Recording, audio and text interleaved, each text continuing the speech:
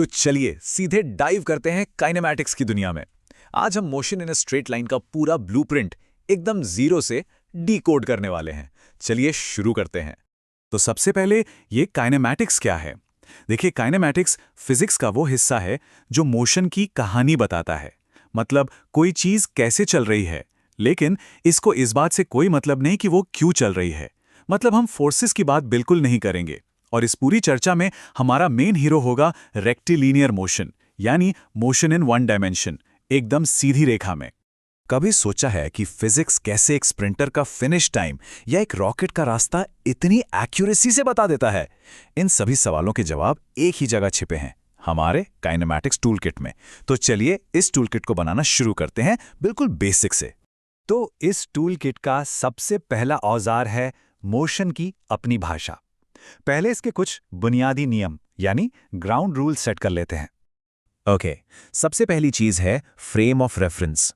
इसको ना एक एड्रेस सिस्टम की तरह समझो।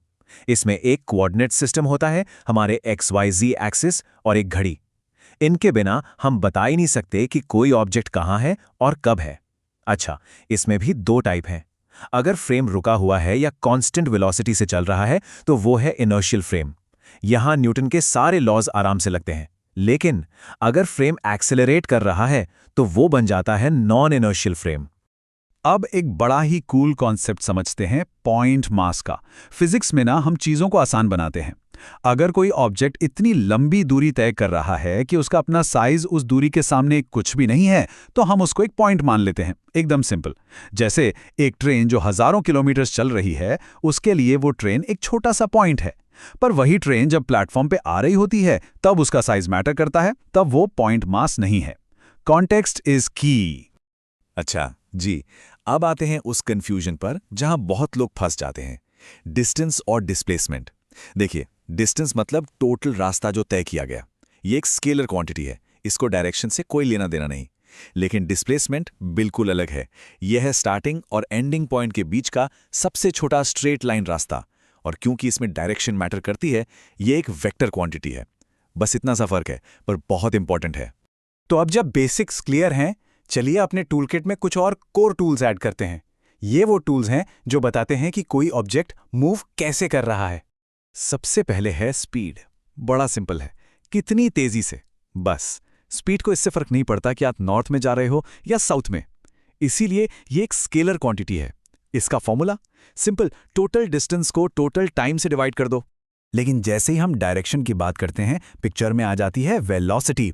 वेलोसिटी ना स्पीड का स्मार्ट वर्जन है। ये बताती है कितनी तेजी से और किस दिशा में। तो ये एक वेक्टर क्वांटिटी हुई, हमेशा मैग्नीट्यूड और डायरेक्शन दोनों के साथ आती है। और इन दोनों का बॉस है एक्सेलरेशन। जब ही वेलोसिटी बदलती है, चाहे स्पीड बढ़े या घटे या फिर डायरेक्शन चेंज हो, समझ लो वहां एक्सेलरेशन हो रहा है। ये है rate of change of velocity. Formula भी सीधा सा है, वेलोसिटी में कितना चेंज हुआ उसे टाइम से डिवाइड कर दो। ओके, अब आते हैं मेरे फेवरेट पार्ट पर, हमारे टूलकिट के सबसे पावरफुल इंस्ट्रूमेंट्स, ग्राफ्स।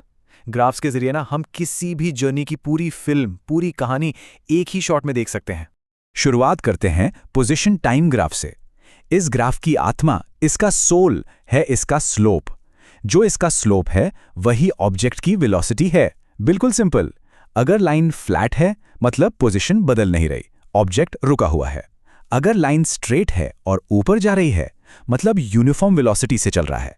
और अगर लाइन कर्व हो गई तो समझ जाओ एक्सेलरेशन का खेल शुरू हो चुका है। आप ध्यान से सुनिए, वेलोसिटी टाइम ग्राफ, ये एग्जाम्स के पॉइंट ऑफ व्यू से सबसे जरूरी कॉन्सेप्ट है। यहां से दो सुपर इंपॉर्टेंट चीजें निकलती हैं। पहला, इस ग्राफ का स्लोप आपको सीधा एक्सेलरेशन देगा, और दूसरा, इसके कर्व के नीचे का जो एरिया है वो आपको डिस्प्लेसमेंट देगा। इसको बिल्कुल मत भूलना। और इस ग्राफ ट्रिलॉजी का आखिरी पार्ट है एक्सेलरेशन टाइम ग्राफ। ये भी बड़ा काम का है। इसके कर्व के नीचे का एरिया निकाल लो, आपको चेंज इन वेलोसिटी यानी डेल्टा वी मिल जाएगा। सिंपल। तो देखिए, हमने मोशन को डिस्क्राइब करना सीख लिया, ग्राफ से एनालाइज करना भी सीख लिया।